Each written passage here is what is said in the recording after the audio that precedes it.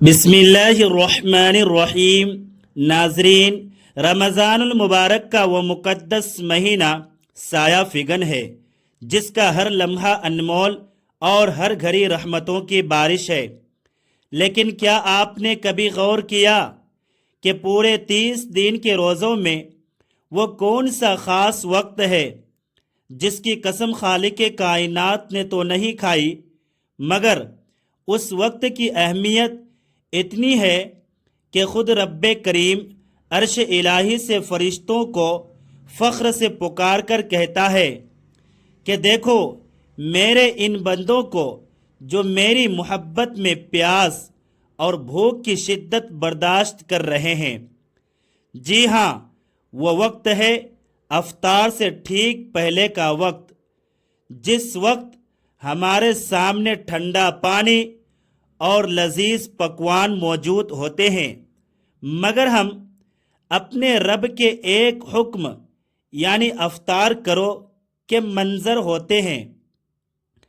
آج کی اس ویڈیو میں ہم اس گہرے راز سے پردہ اٹھائیں گے کہ آخر افطار سے پہلے وہ کون سا خاص عمل ہے جسے کرنے والا کبھی محروم نہیں رہتا اور جس کی دعا تیر کی طرح نشانے پر لگتی ہے۔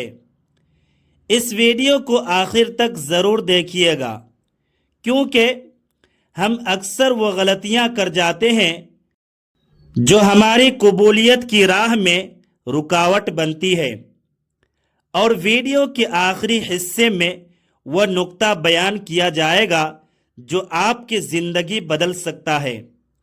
میرے پیارے محترم ناظرین، رمضان المبارک صرف بھوکا رہنے کا نام نہیں، بلکہ یہ اپنی روح کو اس مقام تک لے جانے کا نام ہے جہاں انسان کا تعلق براہ راست اپنے خالق سے جڑ جائے۔ جب ہم سحری کرتے ہیں تو ہم ایک عہد کرتے ہیں، اور جب ہم سحری سے افطار تک کا سفر طے کرتے ہیں تو ہم دراصل ایک روحانی تربیت سے گزر رہے ہوتے ہیں۔ افطار کا وقت قریب آتے ہی انسانی جسم میں نکاہت بڑھ جاتی ہے، پیاس کی شدت حلق کو خشک کر دیتی ہے، اور یہی وہ لمحہ ہوتا ہے جب انسان کی عاجزی اور انکساری اپنے عروج پر ہوتی ہے۔ اللہ تبارک و تعالیٰ کو اپنے بندے کی یہی حالت سب سے زیادہ پسند ہے، کیونکہ اس وقت بندہ اپنی تمام تر انا اور طاقت کو اللہ تبارک و تعالیٰ کے سامنے سر ننگو کر چکا ہوتا ہے۔ علماء کرام فرماتے ہیں کہ دعا کی قبولیت کے لیے دل کا ٹوٹنا اور آنکھ کا نم ہونا ایک بہت بڑی شرط ہے، اور افطار سے پہلے کی گھڑیوں میں بھوک اور پیاس کی وجہ سے دل نرم ہو چکا ہوتا ہے۔ لیکن افسوس کا مقام یہ ہے کہ ہم میں سے اکثر لوگ ان قیمتی لمحات کو کچن کی تیاریوں، ٹی وی کے پروگراموں یا موبائل فون کی اسکرولنگ میں ضائع کر دیتے ہیں۔ ہم اس رزق کی فکر میں لگے رہتے ہیں جو ہمیں مل ہی جانا ہے، مگر اس رزق دینے والے کو پکارنا بھول جاتے ہیں جو ہمیں بن مانگے عطا کرتا ہے۔ حدیث مبارکہ میں آتا ہے کہ روزہ دار کے لیے 2 خوشیاں ہیں، ایک خوشی افطار کے وقت اور دوسری خوشی اپنے رب سے ملاقات کے وقت۔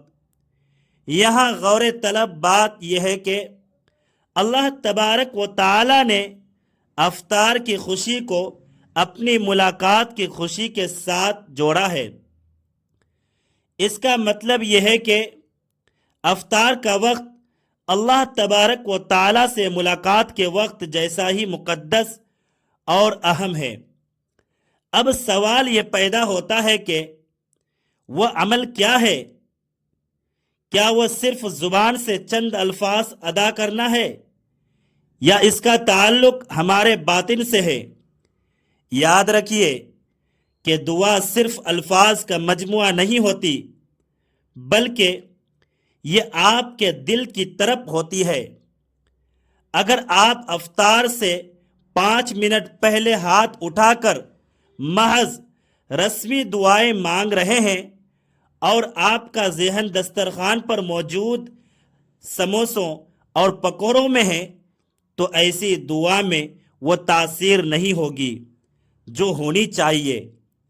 وہ عمل جس کی ہم بات کر رہے ہیں وہ ہے فکر آخرت اور توبہ کے ساتھ کی جانے والی گریہ وزاری۔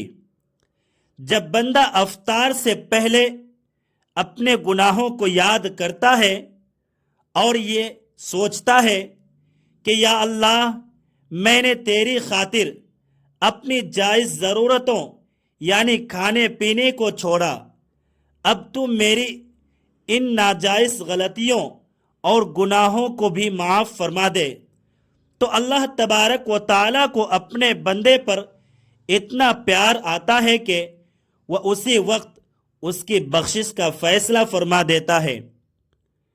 اس کے علاوہ ایک اور بہت ہی طاقتور عمل یہ ہے کہ آپ افطار سے پہلے دوسروں کے لیے دعائیں کریں۔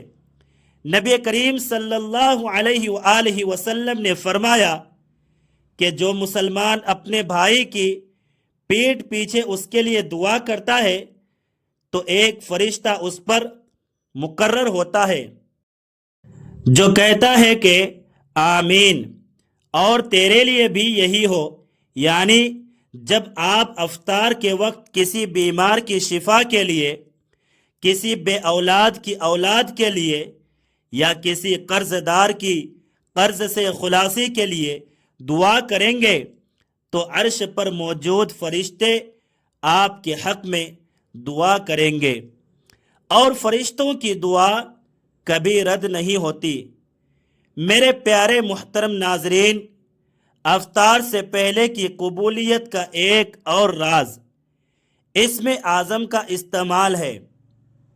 اگر آپ اللہ تبارک و تعالیٰ کو اس کے صفاتی ناموں یا غفور، یا رحیم، یا حی یا قیوم برحمتک استغیث کے ساتھ پکاریں گے تو دعا کی قبولیت کے امکانات 100% بڑھ جاتے ہیں۔ ہمیں چاہیے کہ ہم افطار سے کم از کم 15 منٹ پہلے تمام کاموں سے فارغ ہو کر باوضو دسترخوان پر بیٹھ جائیں اور اپنی آنکھیں بند کر کے اپنے رب سے باتیں کریں، اسے اپنا حال سنائیں، اسے بتائیں کہ اے باری تعالیٰ، میں تھک گیا ہوں، میں گناہوں کے بوجھ تلے دبا ہوا ہوں، میرے پاس تیرے سوا کوئی سہارا نہیں ہے۔ جب آپ اس طرف کے ساتھ دعا کریں گے تو یقین جانیے کہ آپ کے ہاتھ نیچے آنے سے پہلے آپ کی تقدیر بدل چکی ہوگی۔ بہت سے لوگ شکایت کرتے ہیں کہ ہم دعائیں تو مانگتے ہیں مگر وہ قبول نہیں ہوتی۔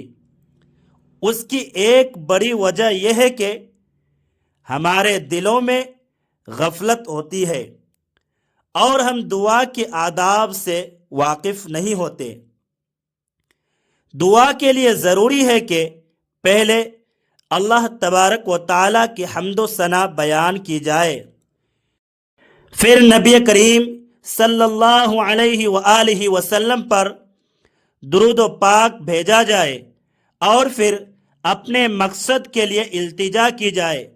افطار سے پہلے کا وہ عمل جو فوراً قبول ہوتا ہے وہ دراصل خاموشی اور ندامت کا امتزاج ہے۔ یعنی آپ ظاہری طور پر خاموش ہو مگر آپ کا دل اللہ تبارک و تعالیٰ سے محو گفتگو ہو۔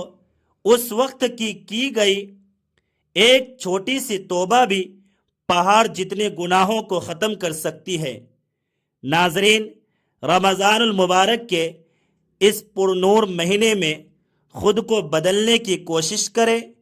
یہ وہ مہینہ ہے جس میں شیطان قید کر دیا جاتا ہے اور نیکی کرنا آسان ہو جاتا ہے۔ اگر ہم اس مہینے میں بھی اپنی دعاؤں کو قبول نہ کروا سکے تو ہم میں سے زیادہ بد نصیب کوئی نہیں ہوگا۔ اس لیے کوشش کرے کہ افطار سے پہلے کا وہ وقت جس میں سب لوگ جلدی میں ہوتے ہیں، آپ سکون اور اطمینان کے ساتھ اپنے رب کے حضور کھڑے ہوں۔ اپنے بچوں کو بھی اپنے ساتھ بٹھائے، انہیں بتائیں کہ یہ وقت کتنا قیمتی ہے۔ انہیں دعا مانگنے کا طریقہ سکھائے تاکہ ان کے دلوں میں بھی اللہ تبارک و تعالیٰ کی محبت پیدا ہو۔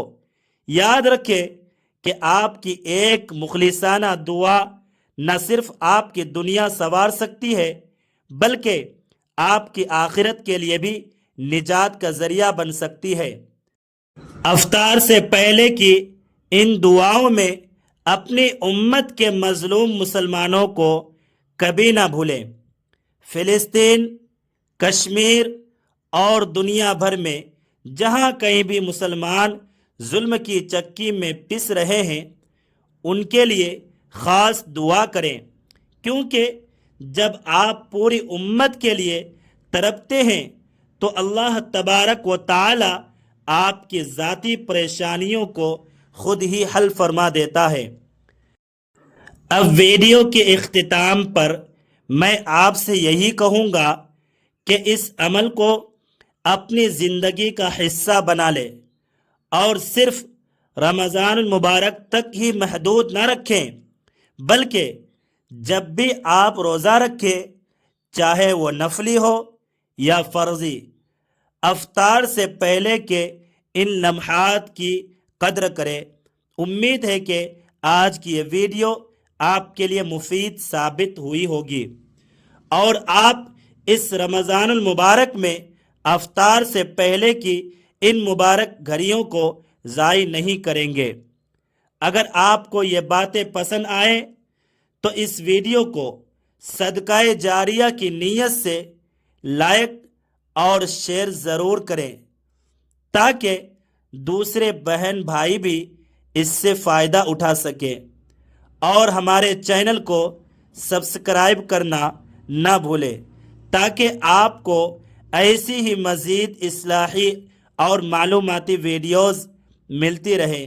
اللہ تبارک و تعالی ہمیں رمضان المبارک کی تمام برکتیں سمیٹنے کی توفیق عطا فرمائے اور ہماری تمام جائز دعاؤں کو اپنی بارگاہ میں قبول و منظور فرمائے، آمین بجزاہ النبی الامین۔